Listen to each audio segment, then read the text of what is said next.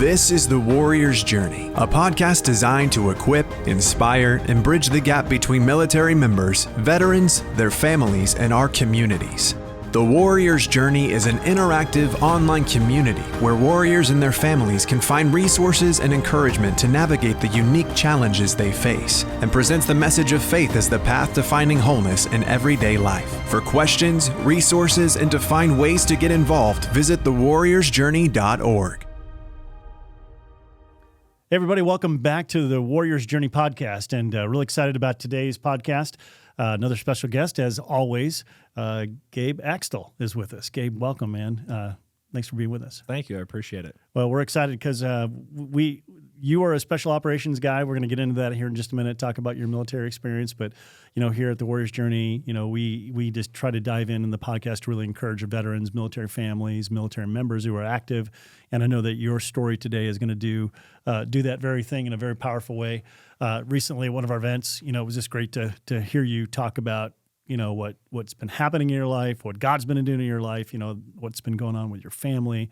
And not just, you're out now, obviously. Yeah. I'm not going to give it away. I'm going to let you introduce your branch, what you did, and talk about your family. So we just dive in, we'll just jump in here. So why don't you tell us a little bit about, who Gabe is, your family, talk about your kiddos and your beautiful wife and all that stuff. And then we'll talk about how that fits in with your military experience. Yeah. So I'm an Ozark native, or Springfield native. Okay.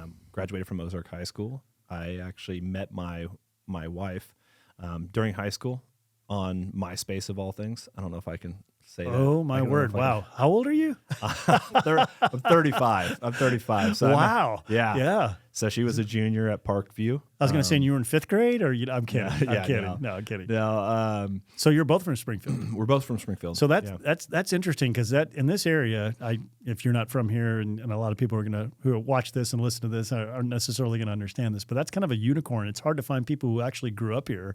So many people are here, but not originally from here. This has been a big move-in place, right, as it's grown. So right. So you're a native. Well, as native as one can be. I was born in Arkansas, mm-hmm. and about the first 8 years of my life, we lived in Dallas, Texas. Okay. And then my father, he moved up here for work. So essentially I started third grade here. Oh, yeah. And I've been totally here ever since. So, I think if you're here by high school, you're a native. Yeah, exactly. Yeah, so yeah, that makes sense. Yeah. Okay, so cool. I use Ozark as my home. I went through high school, Ozark High School, and graduated in 2008. My wife was a year younger than me, so she wasn't due to graduate till 2009. And so I took that summer to hang out with her. And then as soon as she started school, I shipped off to boot camp, and then came back during leave and proposed to her while she was still a senior in high school. And you're done with boot camp at that point? I'm done with boot camp at that time. Okay. At that point, I was back for Thanksgiving leave. Okay. And, asked her father, who was also a Marine. So the fact that I was a Marine, he loved that. That's awesome. And so he said yes right away. And so she said yes, thank goodness. And Semper Fi. Yeah, exactly. And, when she graduated 2 weeks after she graduated high school, we got married and packed up our Dodge Dakota and a small U-Haul and drove out to beautiful Camp Pendleton, California. Wow. That was your first duty station. That was my first duty station. And from there, we have since had 3 children. Mm-hmm. So I have a 9-year-old, a 6-year-old, and a 4-year-old, 2 girls. So Kylie and London, those are the older 2. Mm-hmm. And then my son for the 3rd one. Nice. And that's his name's Brock. And so we've hit the American dream at this point. That's awesome. He's 4. And he's 4. He just turned 4 in October. Yeah. Great fun. That's awesome. What a great season. That's awesome. It's wonderful. So yeah, moved back here to Missouri, not really wanting to stay in Missouri. Mm-hmm. We weren't for sure where we wanted to go. We told ourselves we'd never live back in Springfield, Missouri. Really? It's funny. I think God has different plans, especially when you say, I'm never going to do something. Like sometimes he opens some doors and you take that opportunity, and there's, a season of growth. And so we're not saying that we're going to stay here forever, but sure, man, I found some amazing people here, and I want to be here for a long time now. Yeah, that's great. Well, we're glad you're here, and it's been fantastic. And we'll get into your story here a little bit, but you kind of gave it away. So Marine, obviously, one of the few, the proud. And what year did you actually go to boot camp? When was that? I went to boot camp in August of 08. Oh, wait. So, Yep. And I'm assuming that you then probably deployed because this is like the beginning of the surge, and you headed overseas at some point, I'm sure. I did. I ended up doing 3 deployments. Wow. During my time in. Nothing super crazy and exciting. Actually, the last one was probably the best one that I did, but that was when I was, I don't know if I'm giving away too much, but because talk about it, because your initial engagement with the Marine Corps was you were an infantry guy, right? Yep. And then you crossed over to, and I'll let you tell that because that's pretty cool because you don't get to hear too many people that do this. Pretty another unicorn experience, right? In the Marine Corps. Absolutely, yeah. So started off as an 0331. Somehow there was a contract 0331, and so that's what I signed up to do, and so went through SOI, got out, went to my first unit, did 2 deployments with them. Was that Iraq, Afghanistan? No, it wasn't. So they were actually both MUs. Oh wow, that we did, and I got to do a lot of interesting stuff. I had the ability to go to a lot of advanced schools. That wasn't typical for somebody at my level of seniority in the unit, and so I got to do a lot of things during deployments, go to different countries away from the unit to be part of joint training exercises, to be an instructor for those exercises, just because of my background. Nice. And so I got back from my second deployment, and I had some friends that were starting to go through ANS for MARSOC, and they're like, dude, you should do something like this. I think you'll like it. It's away from the conventional Marine Corps, and I think it's pretty easy especially depending on who you're surrounding yourself with, to kind of get disgruntled with the Marine Corps as a whole. So you have a lot of guys that are like, they're dying to get out, and all I wanted to do since high school was go into the military. And so I wasn't at that point, but I was like, man, there's got to be a better career field than this.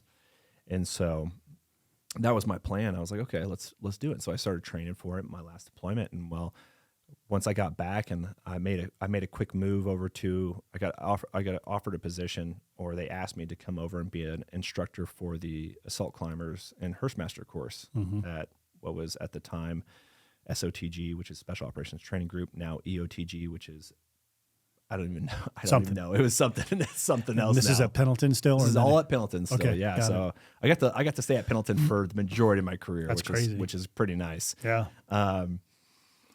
So I went over to SOTG to be an instructor, and I think out of the group of instructors that we had, I think 3 or 4 of them went over to MARSOC, and I was like, well, that's the game plan. And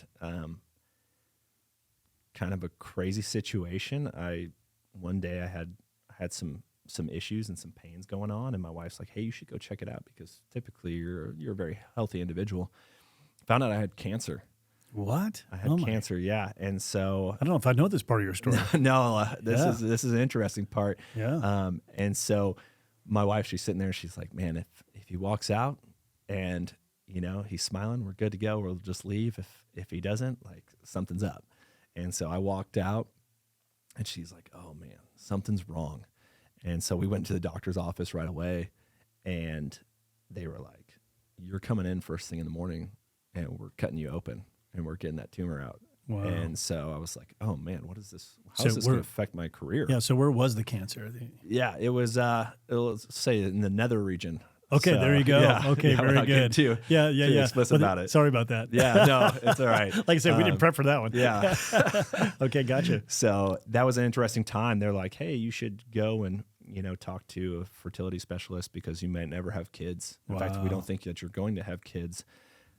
So another miracle that I have three beautiful children. Yeah, that's amazing. Okay, very good. But yeah, and I think I was a corporal at the time, and some of those, let's say, cryo freezing operations cost a little bit of money. Sure. And when you're a corporal in the Marine Corps, you don't make a whole lot of money. And so we're like, well, I guess we're just not meant to have kids. And so I went in the very next day, I went under the knife, and So they did surgery. They did surgery. And then what about like radiation, chemo, and all that? Is that part of the process too? Had to do chemo as well. Gosh. And that's horrible. And my initial plan of going to MARSOC at that point in time was put on the back burner because you had to be a year out from your last chemo treatment before you could even be considered, and then they still have to sign off on the waiver for it. Right, and I'm assuming that means you're cancer-free too. You have to have all those boxes checked. Exactly. And let me just pause for a moment, just because I think most people probably do, but just in case, MARSOC means, what is that? Explain that a little bit. Yeah, so it's Marine Special Operations Command. Okay. So I was a Marine Raider 0372. Yeah. I think at the time there was like 850 of us. Yeah. Back when pretty small. It's a pretty small community. Yeah. And it's funny because despite the size of the community, like it felt even smaller because people would be like, well, do you know so-and-so? And it's like, well, not unless they're in my company because there was the rotation and being gone all the time. So like there was a lot of people I didn't even know that were in MARSOC at the same time as I was. And, so it's just it was a small unit, but it's everything I wanted. And the battle rhythm is pretty good. I'm assuming too. You guys are like constantly working, training, deploying kind of thing. Yeah, makes sense. Yeah. So going back then to this whole thing with, how long of a period of time were you, from the time you had your surgery, which was that next day? It was the very next day. That's crazy. So no time to really think or plan or do anything. Options. Wow. That's crazy. Yeah. So you have the surgery, obviously successful. But then what was the treatment from there? I mean, how long? Man, it took me a long time. So I remember after chemo, I was doing the assault climbers and Hearstmaster gig. And so we would utilize the rappel tower and we'd be out in the mountains, right, teaching mountaineering skills. And I would just get so winded and it was brutal. I couldn't even walk up my stairs to my apartment without having to take a break. Wow. Just because of the treatment. So, I mean, I have a lot of respect for people that have to endure that for extended periods of time. I couldn't imagine having to go through that. So how long was that treatment for you? We're talking weeks, months, or? It was only a couple weeks for me. Okay. So it was relatively fast. And then I had to go every month for a while to do, CT scans and all that. And then that spread out into, once every 3 months and then half a year and then a year checkup. And so that extended, I mean, that was several years of me having to do follow-up appointments for that one issue. And then the Marine Corps obviously is keeping an eye on that with you too. It's like, hey, how you doing? I totally get that. Exactly. So, man, you make it through that, you get over that hurdle, and then are you then right back into training, or I'm assuming everything worked out for you to get back in. So yeah, luckily I was in that billet where I was an instructor, so I didn't have anything crazy going on necessarily until later on, probably about a year and a half afterwards. I was selected as the chief instructor for those courses. And I was a corporal at the time still. And so I had a bunch of other sergeants. Yeah, a bunch of other sergeants. And they're like, hey, we need to get you promoted because you got a bunch of staff sergeants. And at the time, actually, MARSOC didn't have a Hearstmaster course set up yet. And so all the guys from what was first MSOB, right, Marine Special Operations Battalion, later to be Marine Raider battalions, they were sending their guys to our course. And so I got to work a lot with those guys, and I got to work a lot with the first recon guys. And I'm like, man, these guys are on a different level. Like the way these guys conduct themselves, the way that they they humble themselves to ask for help, and just a different ethos. Yeah. And I am just this corporal, and these guys are like, hey, how do I do this? And I'm like, man, these guys have a different mindset. Yeah. Like it's not the mindset of like, all that matters is the rank that I am. Yeah. And I got to believe you enjoyed that. I mean, it was probably felt you were valuable. You were given some valuable, oh, absolutely. Just engagement was pretty cool. Not many guys, especially guys that are at that stage of their experience in the Marine Corps, like you said, experience that kind of thing. So yeah, that's pretty cool. Yeah. It was super interesting. And, you had some of the original guys that came out of First Force going through this course, and you're just like, you heard stories of these guys and you're like, oh man, that's incredible. Yeah. That's incredible. Yeah. Like, what would it be like if I would have been able to go there? And that's that's where I was at the time. I was like, what would it have been like if I would have been able to go there? And I re-enlisted. And so my I guess bonus was retention on station, because I wanted to just ride out the rest of my time that I was going to do there. Mm-hmm. And you're done with your training, or are you still a part of training? I was still part of the training. So Yeah. they were like, hey, you could stay here and, finish out. It was going to be like 8 years by the time I was done. Yeah. And so I was like, hey, that sounds great. I love what I'm doing. Yeah. I love teaching. I love instructing people, and good. I love that course. And did you deploy as a MARSOC guy too? I did end up deploying as a Yeah. MARSOC guy as well. Yeah. You said that was probably your best one. That was a lot of fun. It was a different. I mean, it was completely different Yeah. than anything. It kind of met the expectations of what you see. Yeah. You know, And we're on talking about movies and we're talking everything about like GWAT area. Is that fair to say? So actually, it was actually in Asia. It was in the Pacific No region. kidding. Okay. But Yeah. still highly involved ISIS fighters. Yeah. Yeah. Which is Weird. The stuff that you don't. Yeah, you're like, why am I going Yeah. here? Like, what's taking place over here? And then you show up and you're I like, know, man. oh my gosh. It's crazy even today. It's funny to watch because they're like, oh, we don't have people over there. It's like, yeah, we actually do. Yeah. You know, somebody was saying, oh, we don't have any people on the ground in Iraq anymore. I'm like, yeah, we actually have like 10,000 people in Iraq right now. Yeah. You know, it's like, or whatever the number is. It's like, I think it ebbs and flows, but there, I mean, it's a significant amount of people who are still maintaining, you know, some of the things that are going on there, but we just don't ever hear about it anymore. You don't. Yeah. You don't. And, it's funny because the president of that specific country came on national television. And it was, national television to them, it was like, we don't have U.S. fighters here. And then at the same time, the very next week, we get a letter from the president saying that he really appreciated what we're doing here in country. Thanks for being here. Yeah, it's just like, thanks for being here. And so it's like, you're like, wow, like people don't know what's actually going on. And it's not the hot spot. Right. Like, the Middle East is the hot spot. And Right. so Or it's not a hot spot that people know about. exactly. Yeah. Exactly. So when you finish your time, you got out after that 8-year period. Is that right or no? So what happened was I ended up getting meritoriously promoted to sergeant. Okay. And my expectation was to ride out my contract there. Right. And my staff NCOIC at the time, he hit me up and he goes, hey, you have orders in the system. And I was like, I better not have orders in the system. Like, where am I supposed to be going? Mm-hmm. And so I hopped in MOL at the time, and it's like, you're going to 1-3. And I'm like, 1-3? I'm like, that's Hawaii. Like, why am I going to Hawaii? And I was like, this does not make sense considering my contract, retention on station. Like, surely that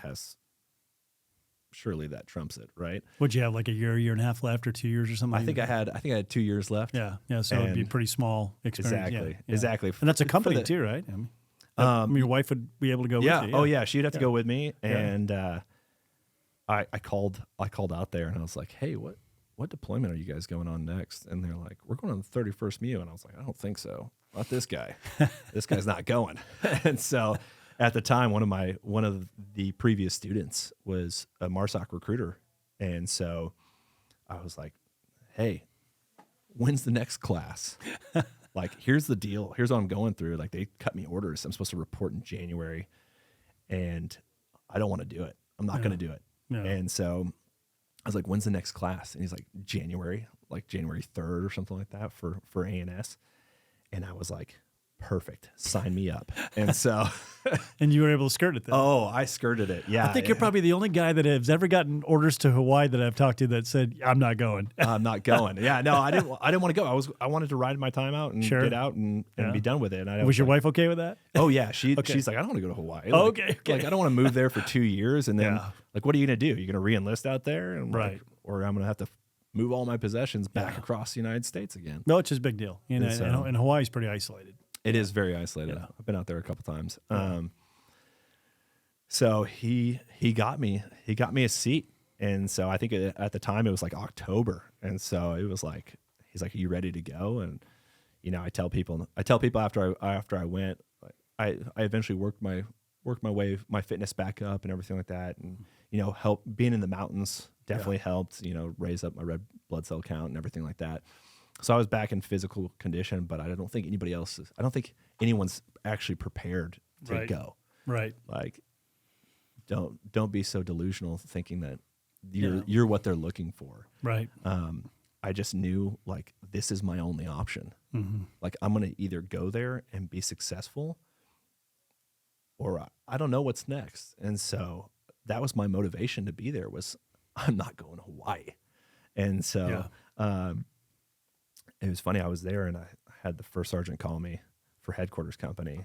And he's like, hey, you're supposed to report soon. Like, I noticed you didn't check in yet. Like, when are you thinking you're going to make it here? And I was like, well, this is Hawaii. This is Hawaii. Yeah, right. During the middle of A&S. They don't know that you've had a different change of plans. They don't know. They don't know yet. They knew shortly afterwards. I was like, I'm not showing up. I'm in North Carolina right now at A&S, and if I don't make it through this, then I don't know if denying orders is a real thing, but I'm going to try it. Right. And so that was my motivation, and went through the process, ended up getting selected, and I walked in to discuss my ITC date, which is the individual training course, 9 months essentially out there in Stone Bay, North Carolina.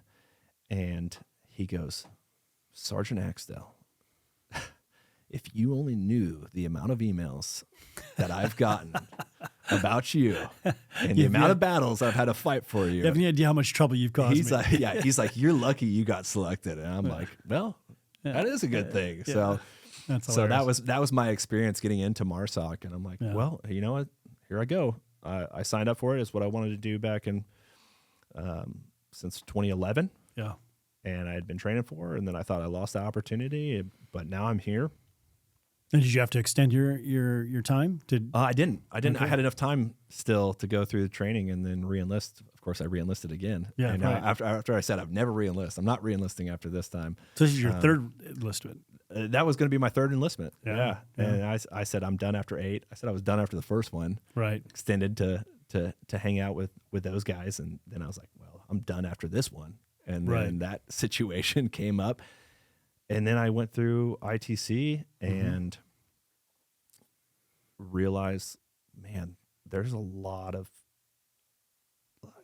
awesome people here. Mm-hmm. Like this is my expectation. This is what I expected when I went to the Marine Corps. Yeah, different culture. It's a different culture. I expected everyone to want to improve themselves, become better, become more knowledgeable about their craft. And so there's even some that are fewer and more proud. Compared to the regular Marine Corps.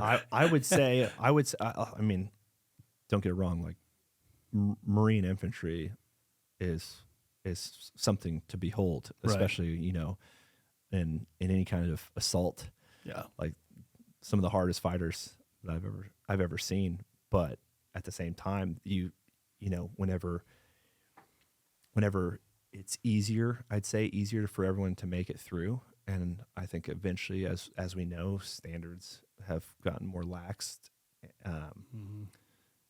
The quality of individual who chooses to take that position slowly decreases, and so you have to deal with those people that are just there for whatever reason. I don't know why they're so disgruntled with what they're doing. Yeah, but they put a big damper on the platoon as a whole, especially when you don't know if they're capable of doing what they're supposed to be doing. No, it makes sense. That makes sense. And I want to make sure we don't run out of time here, because I do want to hear more about, your transition as you were making your transition out of the military, and, to talk about that a little bit. Because I know that, here we focus on, warriors helping warriors, finding your next mission, really about making sure too that we address the issue of invisible wounds, which most guys, especially Marines and special operations community guy, I don't care if it's, SEALs, Rangers, SF or you guys, I mean, it's not something you guys aren't hanging out going, hey man, how you doing with your invisible wounds, man? It's like, you just don't talk that way. You don't even think about it, and you don't want to think about it.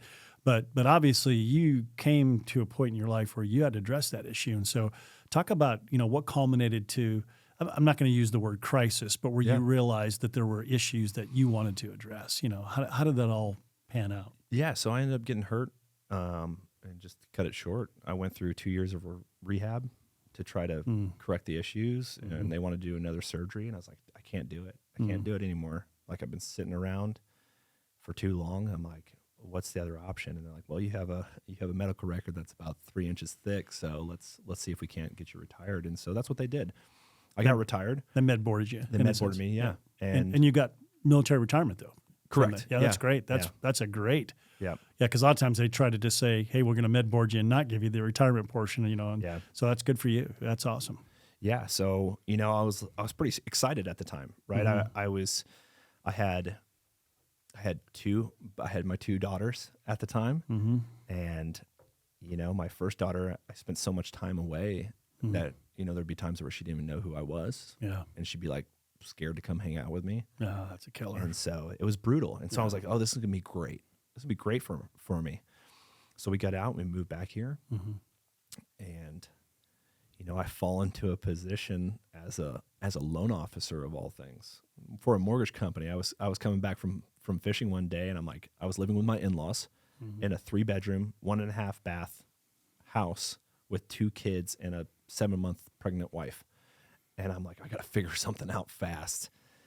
This is not a long-term thing. This is not a great, this is not a long-term thing. I love you, in-laws. I'm just going to say that. I love you. I appreciate what you did. I want to keep loving you. Yeah, I want to keep loving you. Exactly. And I get it. So I was driving down the road. I saw a yard sign saying, loan officers needed. And I was like, well, I need to get a loan to purchase a house. I was like, and I need a job. Yeah, so why not? Why not? Yeah, that's and awesome. so I did that. I applied. I got a job, and I started working in the corporate world. And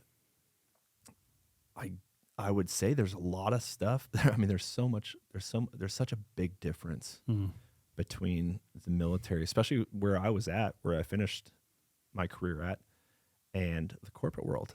Yeah. And it was the hardest change that I've probably ever experienced in my life. Yeah, and you're not alone. I mean, it's crazy to think that in the last 5 years, that transition from military life to civilian life, man, number one cause of suicide ideation. I mean, it's almost shocking in a way, but I get it. I mean, it makes sense when you really think about it, especially for guys like yourself who were in for more than just 4 years or 2 or 3 years. You were in for a much longer period of time, invested so much more in it. There's so much more of your identity that gets attached to that. So I get it. Yeah. It's rough. When you get to be one of 850, and then you come back to a world where you're just another individual, another employee. Yeah, one of 400 million people living in the U.S. Yeah, exactly. You're like, you know what I did? And they're like, we don't care. Yeah. And you're like, okay, sweet. Like, I guess I'll shut up and color now. Yeah, because they really don't color. Yeah, or they really don't care. Yeah, no, exactly. They don't care, and you're like, oh gosh, darn it. And that's what I wanted to do for the rest of my life. Sure. For the rest of my career. Yeah. I would have kept re-enlisting for as long as I possibly could. Sure. To try to stay on a team. Like, that'd been phenomenal. God's got a plan, though. But God's got a plan. It's funny how that works. But talk about that. Talk about, I know at some point you're like, there's been some awesome transition, Yeah. So through the challenge. Through the challenge. So the biggest piece is the community. And I moved back here, and I had no friends I had one friend from high school, but he's married and has a family, and so it's not like I can just go hang out with him. Right. And that was about it. And I was stuck in a corporate job, and there was times where I'd just be like, man, I just want to like walk out. And I didn't know what I wanted to do. I don't know what the end goal was, but I was like, man, I just would like to go out into the woods and just like never come out. Yeah.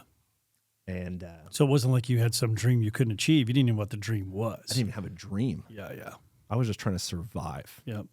In just a completely foreign environment. And so one day, I was sitting at the office, and I think everyone left. And I was like, well, there's beer in the fridge. And so I just started drinking. I started drinking a lot. And my buddy had invited me to an event here in Springfield. And I'm not going to even say the name of the event because, one, I'm ashamed of the actions that I took. But, I went to this event extremely intoxicated. And in fact, when I got to this event, the bar at the place that was hosting the event was still open. So I was like, perfect. We can just keep this party going. And I just made I made a fool out of myself that day, and I ticked a lot of people off, like my friend's wife, who was there, who really cared about the reason that we were there. And I don't even know what happened or what was said at that point, but I did hop in my car and I did start driving home. Wow. And like emotionally was just a wreck. And my friend, who was an amazing Christian, he called my wife. I thought it was a text, but he actually called my wife. And he said, I don't know what's wrong with Gabe, but he doesn't seem like himself. He said, hide his keys and hide his guns. And my wife's like, whoa, like what's, and she's like, if I get a phone call from this guy and he's saying that, then like I'm gonna take it pretty serious. Yeah, something's wrong. Yeah. Something's wrong. And so that's what she did.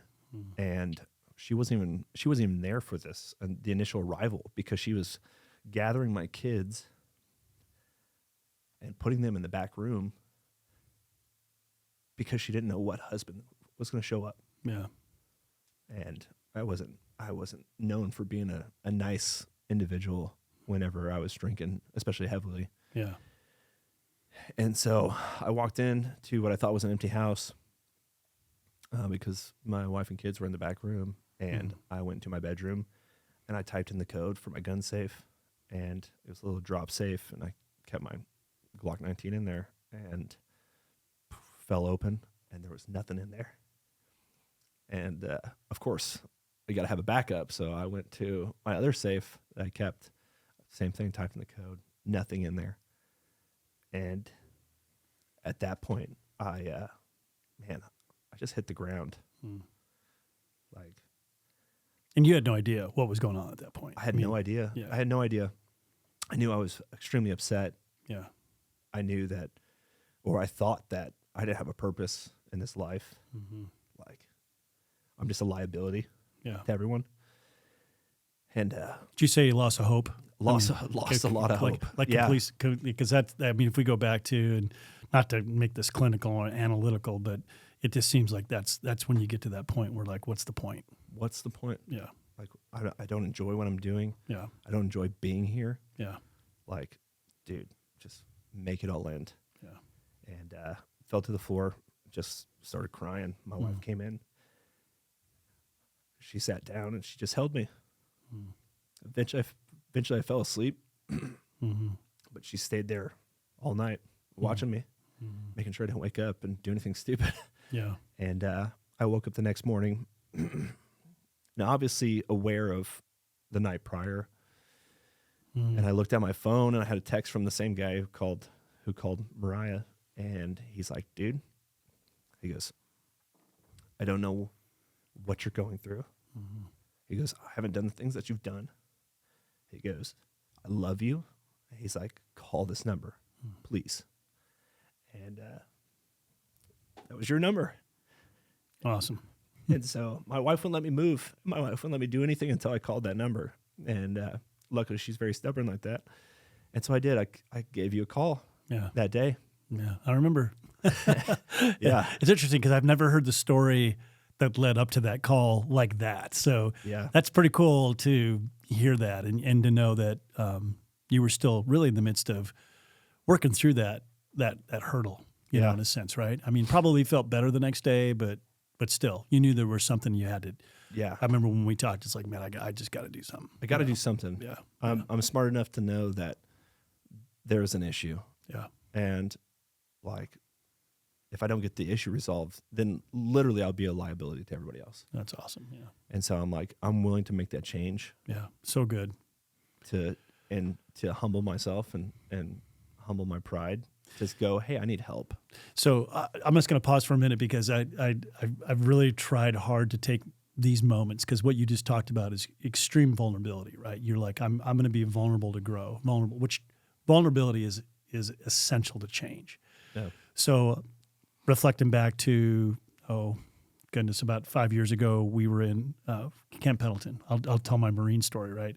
And we're there working with the 3rd LAR, and the battalion commander calls us in, hey, I want you to come do a command staff briefing for us and talk about our communication skills, talk about how we need to get better at resiliency from a leadership perspective, because we got a bunch of our guys in our battalion that are messed up and we're not helping them. You know, we just need help. Help us to help these guys. So long story short, we walk in and there was an individual who's on our instructional team. He used to be a Navy SEAL. He worked at the top team, you know, for several years. And so I thought, I'm going to bring that guy with me because they're not going to listen to me, but they'll listen to Ben, you know. So we get in there, and he said something. We talked. He mentioned this. He said, we really got to. How do we get these guys to really embrace change that's practical and real? The only way you do it is when you say, hey, you got to embrace vulnerability. You have to be vulnerable, which means that I recognize there's something in my life that needs to change, right? So long story short, he tells this great story about, I believe that vulnerability is the number one warrior ethos. And they're all like, who is this guy? It's like, what are you talking about? You know, I mean, you know, the Warrior Ethos book that you read as a Marine, right? I mean, it's like, you know, in fact, that's the Warrior Ethos study guide. We based it off of those issues, you know. And so vulnerability is not one of those characteristics, right? It doesn't seem like he said, let me tell you why. And I'm going to tell you because I know. He goes from a guy who spent 17 years, you know, actively on constant deployments. And, you know, I get up, have a cup of coffee, go kill bad guys, walk over dead bodies, have a beer with my buddies, go out and kill some more bad guys and come home. That's what I did. I said, so you can't tell me that I don't know what I'm talking about, you know, because I know what I'm talking about. And then he had their interest. And he says, what I mean is vulnerability, not the way you're identifying it, because it's not some ooey gooey, squishy kind of feeling. You know, it's not you going, oh, you know, please help me. Yeah. It's about making a decision knowing that you become selfless. And then he said, you know, as a Marine, you charge a beach, you know, and you're over and you're undercover and you got guys over here who aren't, and they're taking fire. What do you do as a Marine? I mean, you run to that fire. Yeah. In fact, you're willing to give your life so that your buddy doesn't die. You know, that's what Marines do. That's the essence of it. And he said, so what you do, you leave your cover, you come out from undercover to become, and they're all like, vulnerable. You know, it's like ding, ding, ding, ding, ding.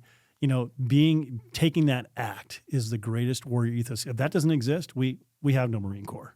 We have no military. You know, you got to be willing, right? So in a sense, he says, isn't that great? You can do that on the battlefield, but when you come home and the battlefield's here, why is it you become a coward? Why do we become cowards when we have to deal with what's, you know, when we're under fire? We want guys to come and be vulnerable with us. We need to be vulnerable with them. It's no different. It's just a different setting. Yeah. And it was awesome, Gabe, because these guys are like, oh crap, that's so true. You know, it's like, man, you're right. So, and that's what you did. I mean, you said, hey, I'm going to do this. And in a sense, you became vulnerable for your family, you know, too. Absolutely. It's like, you know, right? So enough me. I just like to kind of fit that in because I think the sense of what that really means to people who listen and the power of what you just shared.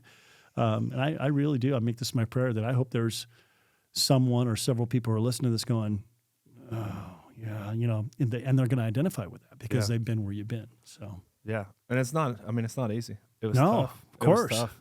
It's not easy to leave cover and be willing to get shot at either, right? I mean, it's like, that's not easy. It's not easy to become selfless, you know, in a sense, but that's what you're doing. Because it almost seems selfish, but it's really not. Or I don't want to have to admit that there's something in me that I can't control.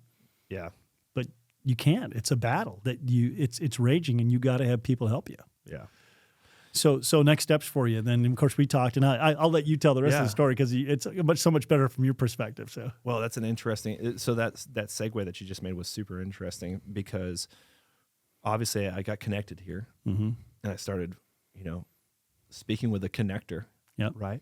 And it was a great moment of like, boom, that aha moment, like, oh man, you know, and obviously I'm a Christian, like, I love the Lord with all my heart. He comes number one in my life. Yeah. And once I realized that God had a bigger purpose for me, like everything was, oh, I do have a mission. I still have a mission from the greatest commander, you know, here on this earth. So good. And you guys gave me the opportunity to go out to Florida. Yeah. And so one night I was out in Florida, and there was an individual there, and he's like, I don't know what prompted him to do it, but he's like, hey Gabe, you got a second? I want to talk to you. And I'm like, yeah, sure. So he pulls me aside and like I knew this guy he did some stuff, right? He definitely did some stuff. And I didn't know what he did at the time, but he was a warrior. He was a warrior. Yeah.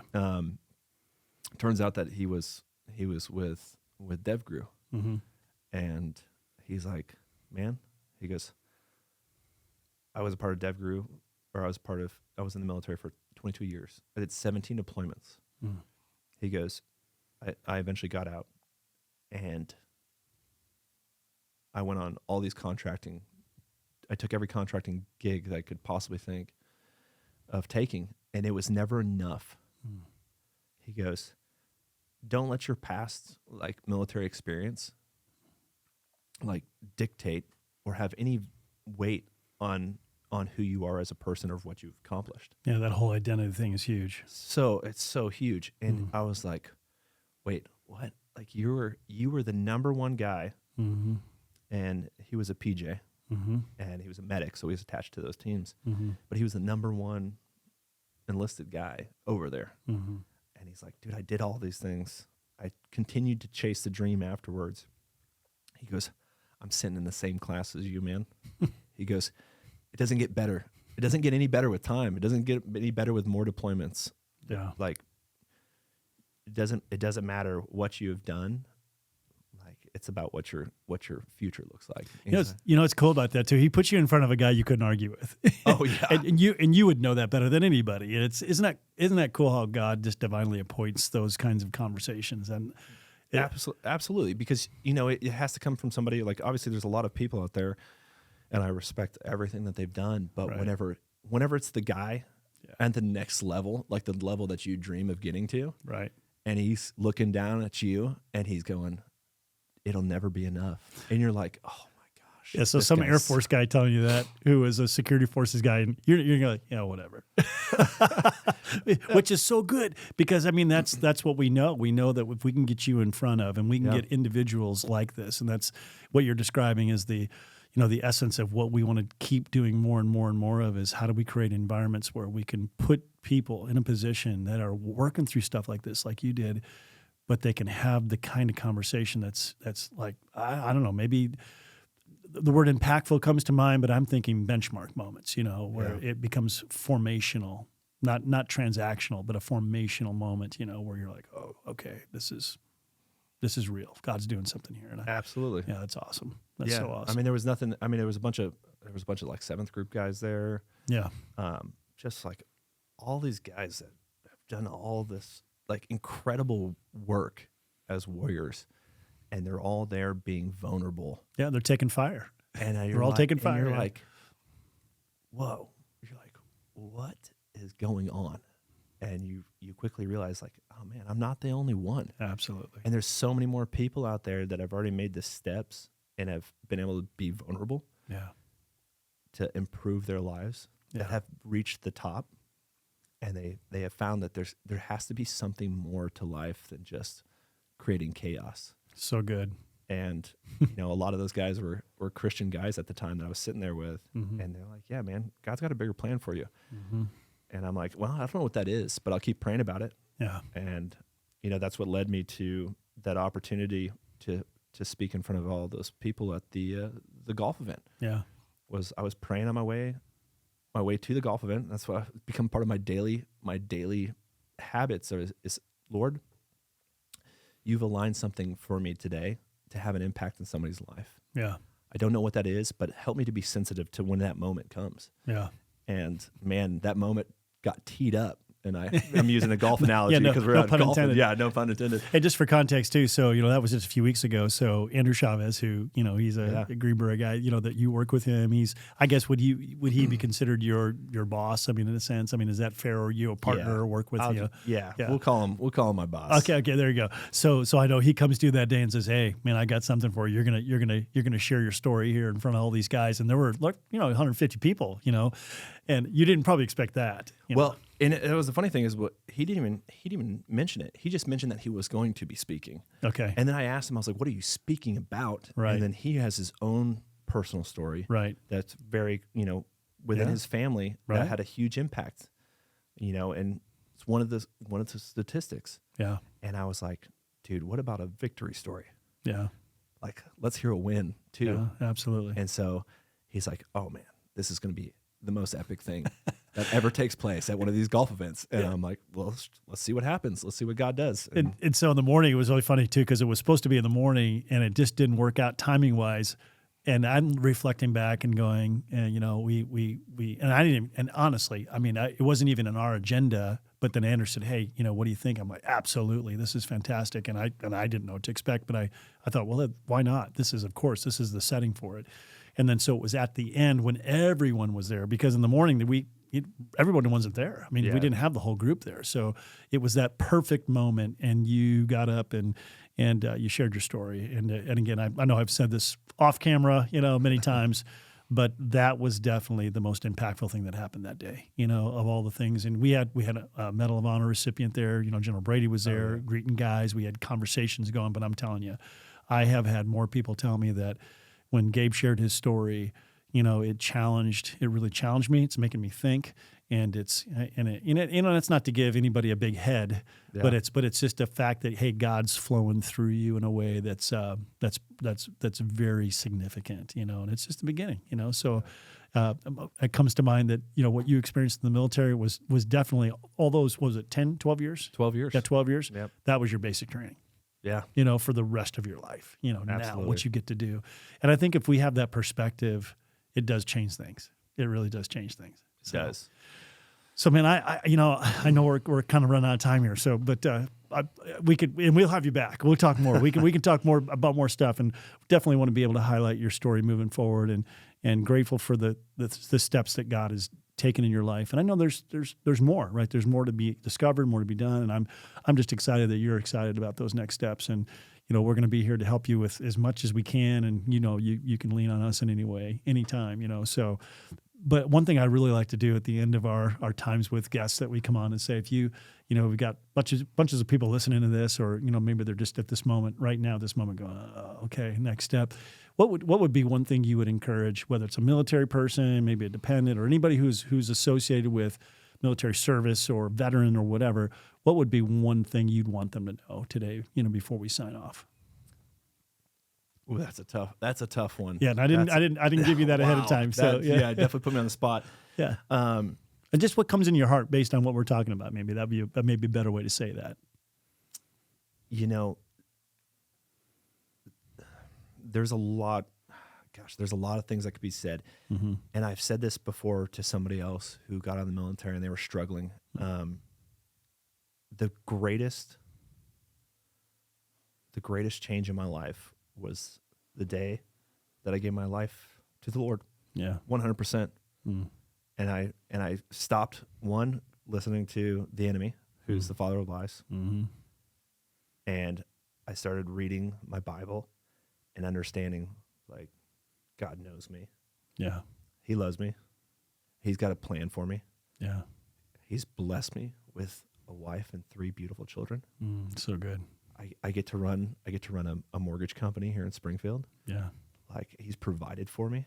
Yeah. You know, and he's put people in my path. You got a community now? I got a community. I got a great community. And he's put people in my path that have been a safeguard in my darkest times. And it's like, man, you know, the Lord has a purpose for you. That's good. Like, are you gonna listen to everyone else telling you that you don't matter? Or are you going to listen to the only person that does matter saying that, hey, I've got something for you? Yeah.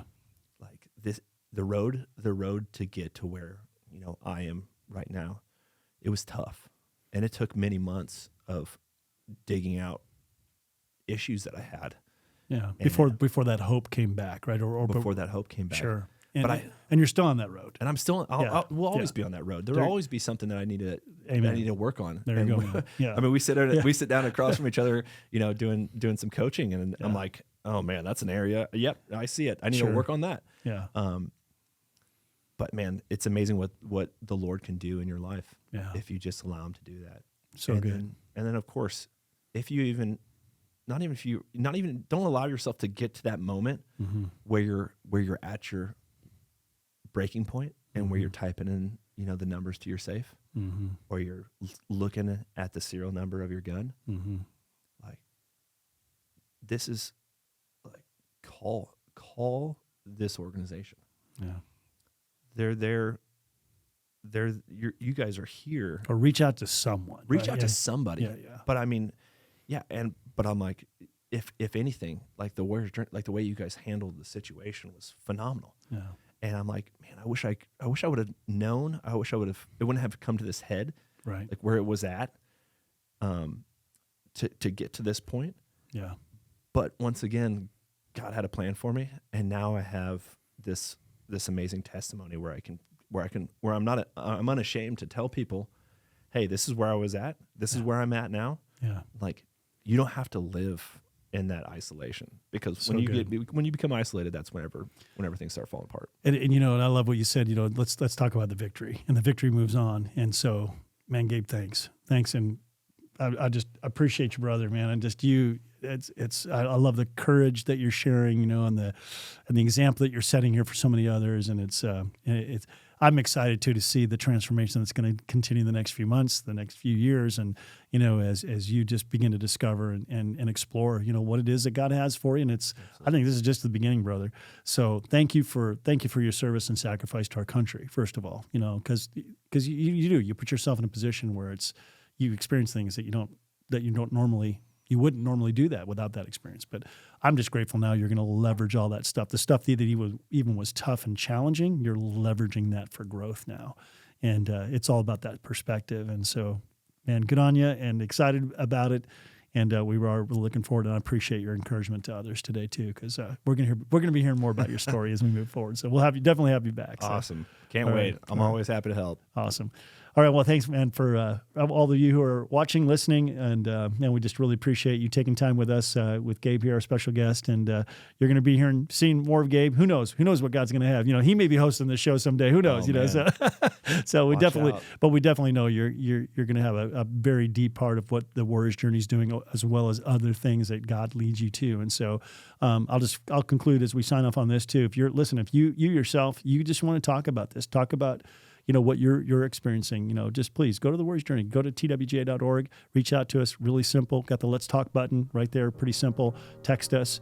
You can onboard with us, however you want to do that. But please don't wait, and promise you it's going to be a warrior helping warriors kind of thing. And our whole essence is to, how do we help you find your next mission? Because there is one. You may not feel that right now, but there is one, and we know that's true for everybody. So thanks so much for watching. Thanks so much for listening. And until next time, we'll see you again. And this has been the Warriors Journey Podcast. Thanks so much.